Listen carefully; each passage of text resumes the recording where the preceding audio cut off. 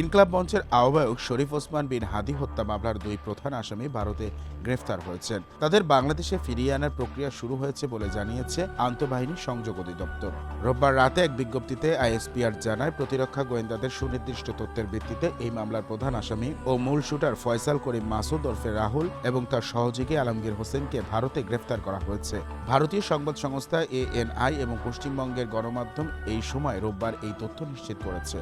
জানা গেছে, ভারতের Paschimbanga police special task force অভিযানে তাদের গ্রেফতার করা হয়। এই দুই আসামিকে দ্রুত বাংলাদেশে হস্তান্তরের জন্য প্রয়োজনীয় কূটনৈতিক ও আইনি প্রক্রিয়া শুরু হয়েছে বলে জানিয়েছে সংশ্লিষ্ট কর্তৃপক্ষ।